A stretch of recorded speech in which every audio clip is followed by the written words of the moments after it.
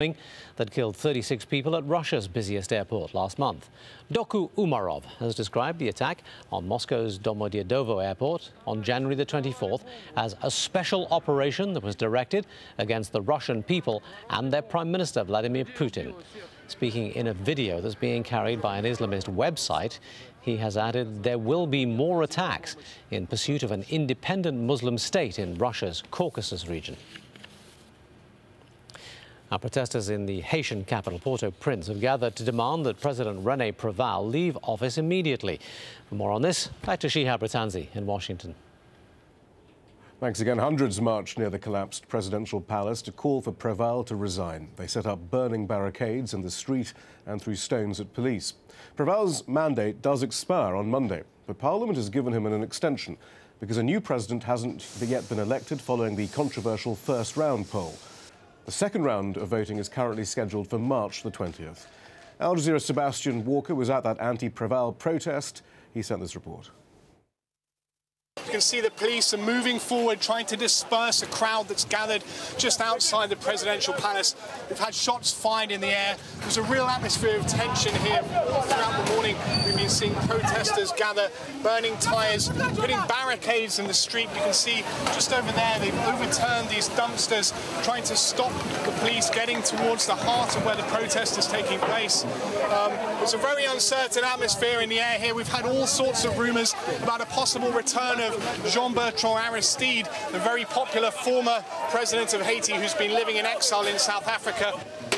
The police have been firing tear gas canisters into the crowd to try to get them to disperse. You can see they've managed to clear most of this area, which is right outside the palace itself. We are being told that René Préval, Haiti's current president, is going to continue in office until April after the scheduled presidential runoff vote on March the 20th, which will ultimately decide who becomes Haiti's next president. Sebastian Walker reporting. 3 teenage boys have been killed in the Mexican city of Ciudad Juarez. Authorities say 2 of them attended school across the border in Texas. The boys were shot dead at a car dealership. It's not clear if any of them were U.S. citizens.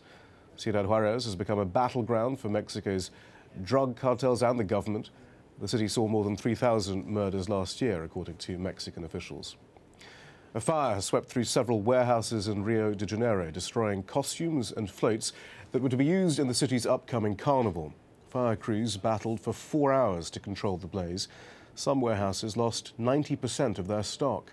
Gabriel Elizondo reports from Sao Paulo. As the building that houses Rio de Janeiro's carnival complex went up in flames, so too did the plans for the city's world-famous carnival parade. The billows of smoke rose from the Cidade do Samba, or Samba City as it's called. It's the huge warehouse building and tourist destination where the samba schools that take part in the official carnival parade build their elaborate floats and costumes. Those floats and costumes for 3 of the 12 samba schools were almost totally destroyed. Months of work, not to mention cultural symbols from the famous parade, all destroyed. We lost everything. It's a huge suffering. This was the work of an entire lifetime that we loved, that we cared about, and to see it like this turned into ashes in a minute.